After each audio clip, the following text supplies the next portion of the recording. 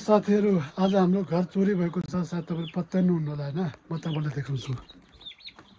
यो हेर्नुहोस्, हाम्रो मेन ढोका यही हो होइन। र चोर अब यहाँबाट आयो कि कहाँबाट आयो थाहा भएन, तर चाहिँ खै यताउता नानी यो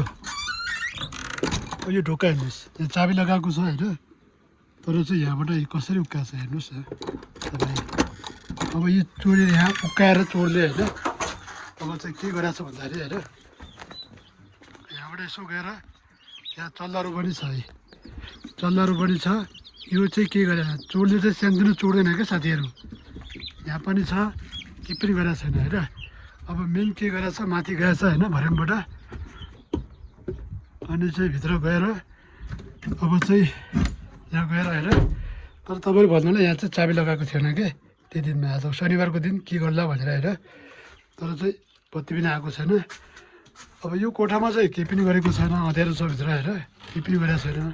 तर यहाँ भनेको चाहिँ मेन दराज पनि यहीँ थियो, तर हामी सुत्ने कोठा पनि यही हो। सबै सामान तपाईँ हेर्न सक्नुहुन्छ, अँध्यारो छ होइन। ए यस्तो छ एकछिन, त्यही हो क्या।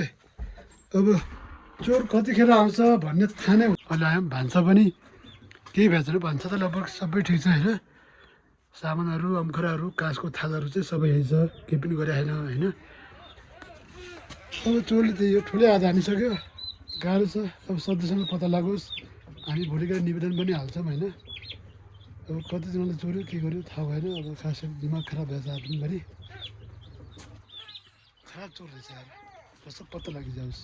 र तपाईँहरू सचेत हुनु होला, सामानहरू चाहिँ यसरी नराख्नु होला। हामी धेरै ठुलो गल्ती गरियो, सामान चाहिँ हामीले सुन पनि यतै राख्यौँ, पैसा पनि यतै राख्यौँ होइन। आज शनिबार थियो अनि त्यही भएर चाहिँ सबै बन्द थियो होइन। तर के गर्ने यस्तै हो।